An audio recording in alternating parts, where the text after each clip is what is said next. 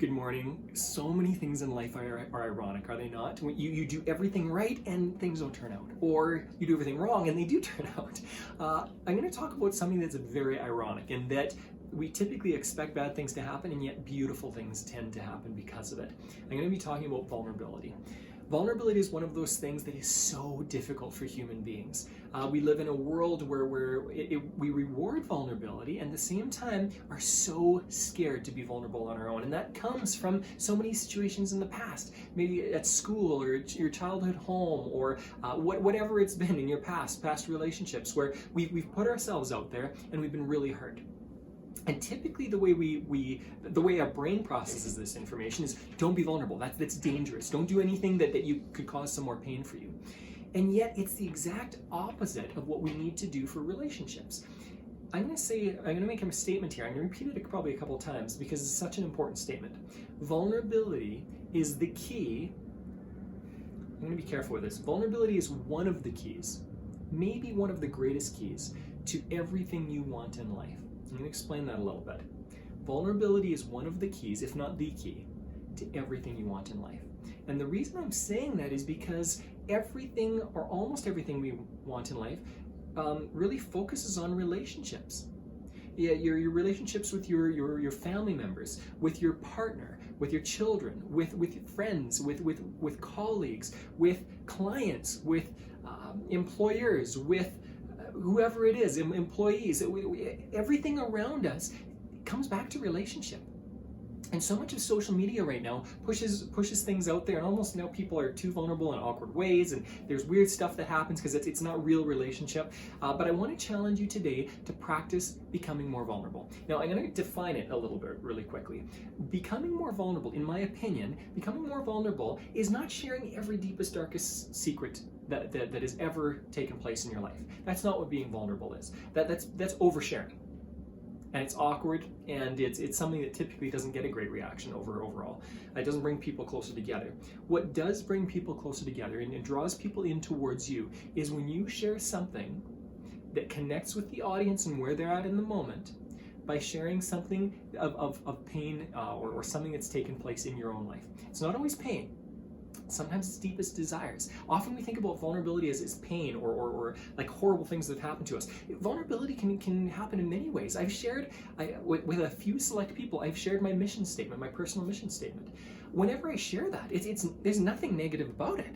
And yet it's extremely vulnerable. All vulnerability is opening your heart, opening something deeper inside yourself to people. Now, there are times where it's appropriate for one person, sometimes it's appropriate for a small group, sometimes it's appropriate for anybody. I often share this story, and if you've heard me speak, you've heard this story, of when I was in grade 2 and I was told I was mentally retarded by my grade 2 teacher. Now, that can seem really vulnerable to a lot of people.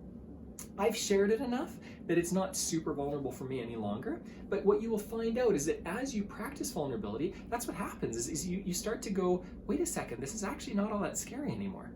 And something beautiful starts to happen when you share vulnerability in the right ways. People are drawn towards you. People are encouraged by you. Think about the last, 2 or 3 stories that you've heard, whether it's news or books or maybe a show or a movie or whatever it is, that's touched you really deeply. Often it's because there's been some vulnerability there. How do you share vulnerability? How can you start this? I'm going to give you kind of a metaphor to understand vulnerability a little bit. This is how I use vulnerability in my own life. I think about levels of vulnerability like the layers of an onion. So if you had this is a monster onion, okay? We have this monster onion. What vulnerability is letting people in a couple layers at a time.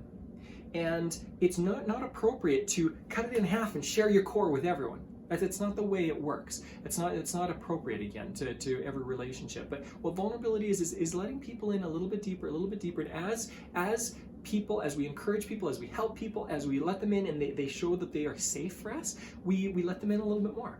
That is healthy relationship. There are a lot of people in this world, I don't know where you're sitting at right now, but there are a lot of people in this world that either overshare and they just have no cap on it, or they don't share anything. And they're really closed off. I'm thinking about someone specifically right now. A client of mine currently, beautiful human being and is not vulnerable with almost anyone. There have been few times where this gentleman's been vulnerable, and he is so terrified of being vulnerable, based on past stuff, based on a lot of other things, that it gets in his way of business. It gets in his way of building trust with people. It gets in his way of thriving in this world towards his goals, because he's struggling with this. Now, he's been working at it. He's growing in it, and as he grows in it, there's so much that comes his way as well. So that's all I'm going to encourage you to do today. Think about that metaphor. You don't have to go 18 layers deep the first time. Only go 1 or 2 layers deep at a time.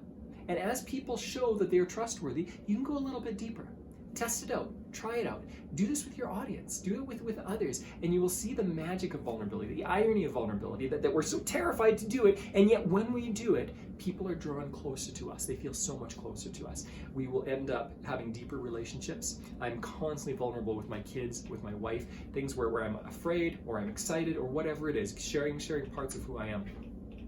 And I'm vulnerable with my audience, I'm vulnerable with others. And what happens over time is people are drawn towards you when that happens. It's exactly the opposite of what you think. You think that people are going to shame you, and yet people delight in it and are encouraged by it and grow because of it.